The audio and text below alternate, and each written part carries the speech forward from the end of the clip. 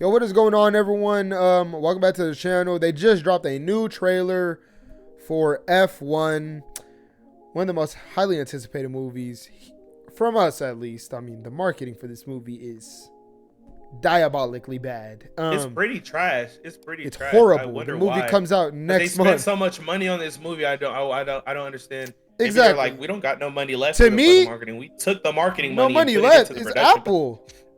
They're like the second biggest. I know. That's but what I'm saying. What if they were like? What if they actually like took the marketing budget and put it into the production budget? I hope not.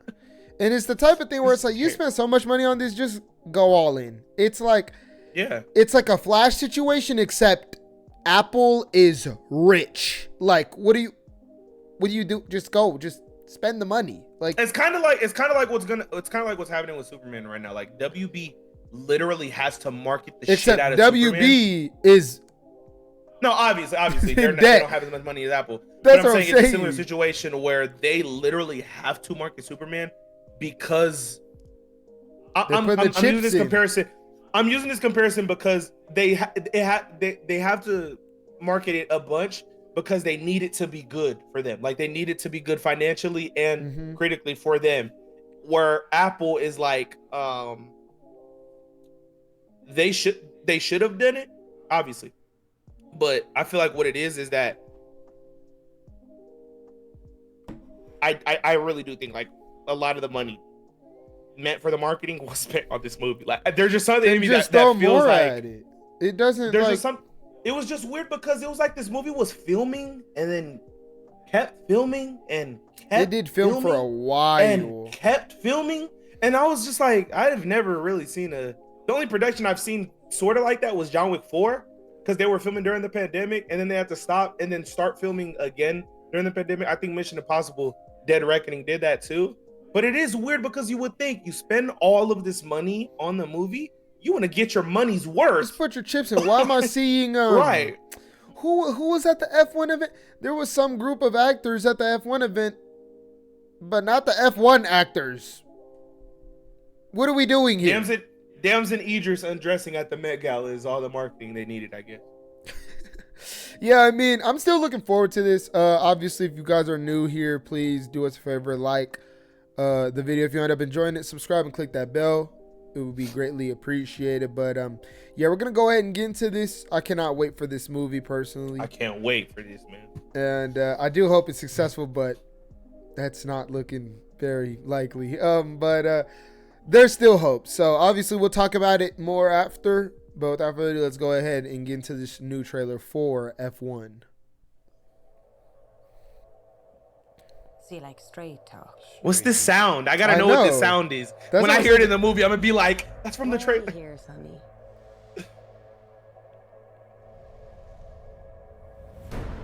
That mug smoking. Look at it. When you Fight Club Brad Pitt? You see this rough and tumble, old school cowboy. Doesn't take orders, goes his own way. I love that shot.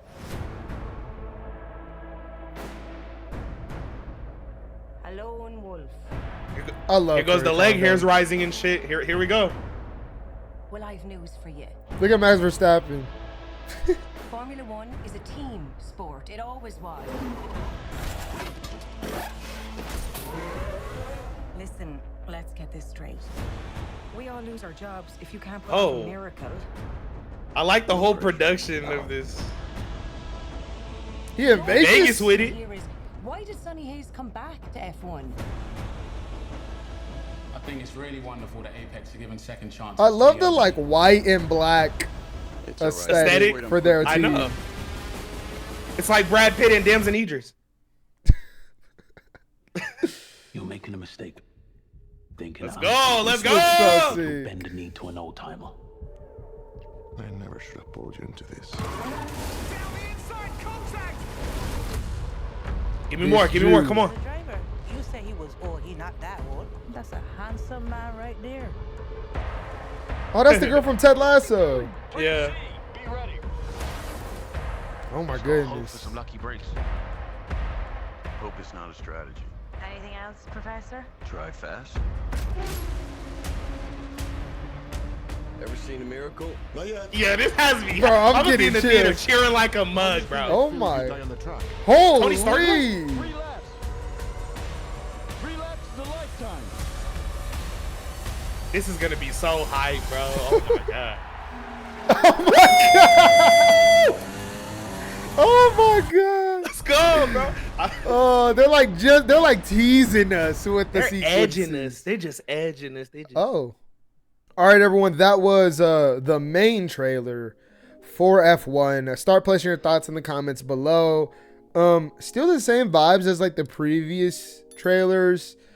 And it's like overall, it's kind of the same, I guess, amount of like what they're showing.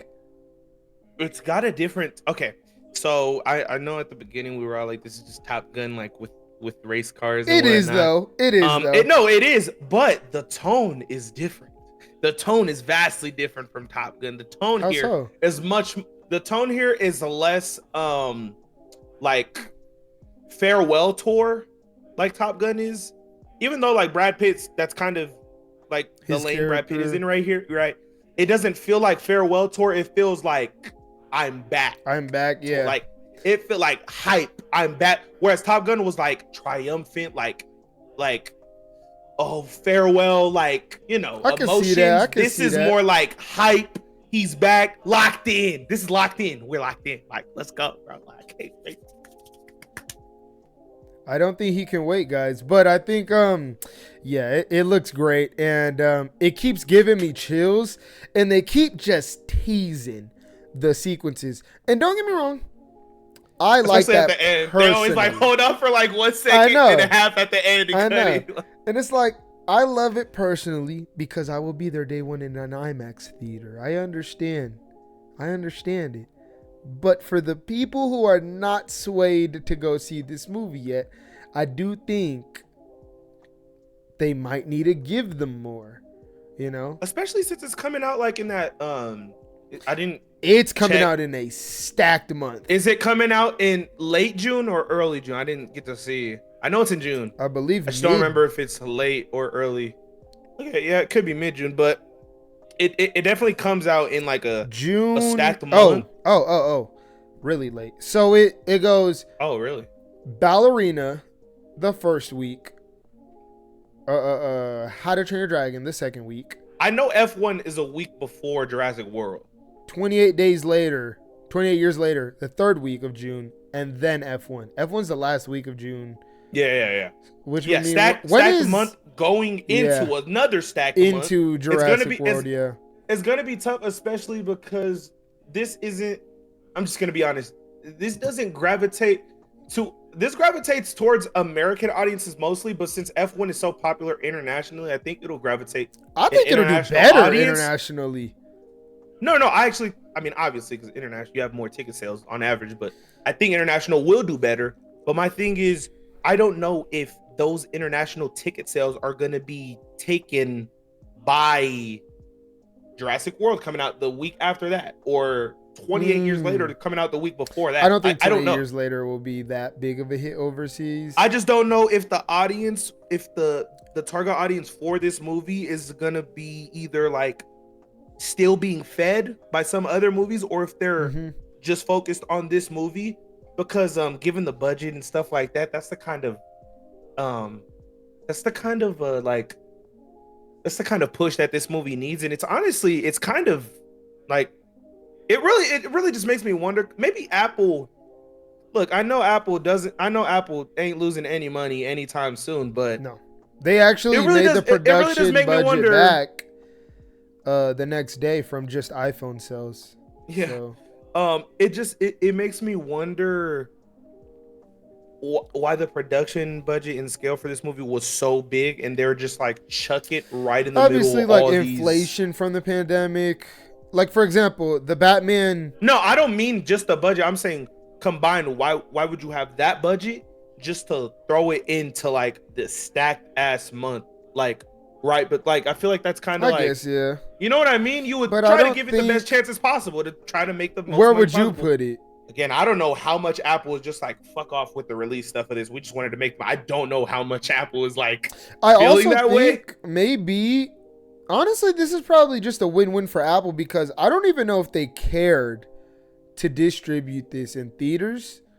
But probably thought. You think they might have just did it just cause? Guy from Top Gun Maverick, big movie. Let's just throw it in theaters, and we'll make some extra cash because I think they did. I think.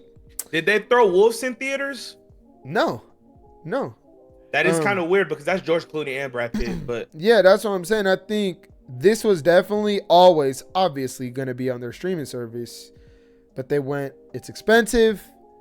Guy who just made $1.5 billion with a movie. Throw it in theaters. We can make some extra cash. I just don't know what Apple wants. It's hard to say. It's hard to tell what they want.